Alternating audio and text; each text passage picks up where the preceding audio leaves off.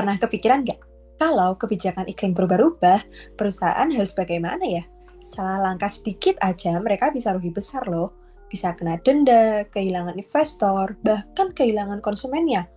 Lalu, apa yang harus mereka lakukan ya? Hai, nama saya Ripka. Di video ini saya bakal bahas satu penelitian dari Italia yang menjawab pertanyaan tadi, yaitu gimana sih perusahaan tetap bisa survive bahkan lebih kuat di tengah kebijakan iklim yang berubah. Penelitian yang saya bahas ini judulnya adalah Substantive Action, The Italian Corporate ESG Response to Climate Policy Uncertainty, yang ditulis oleh San Buong dan timnya dari Italia.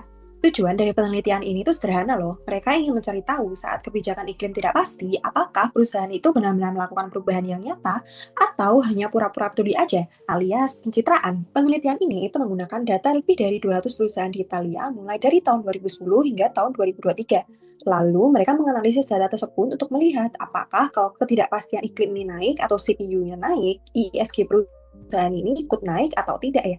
Hasilnya ternyata cukup mengejutkan loh. Ternyata saat kebijakan iklim ini makin tidak jelas, perusahaan di Italia justru malah meningkatkan ESG mereka. Dan ini bukan cuma di atas kertas aja, emisi karbon mereka juga benar-benar ikut turun, terutama emisi langsung dari operasionalnya. Selain itu, penelitian ini juga menunjukkan kalau ternyata perusahaan besar itu lebih sigap dan juga lebih cepat dalam menangani hal ini.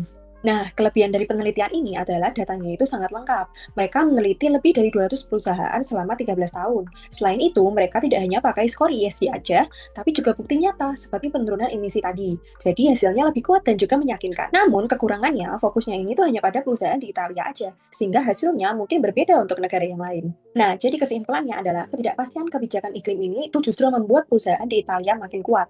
Mereka makin serius dalam memperbaiki ESG mereka dan juga turut serta dalam menurunkan emisi karbon. Terima kasih sudah menonton, sampai ketemu di video selanjutnya.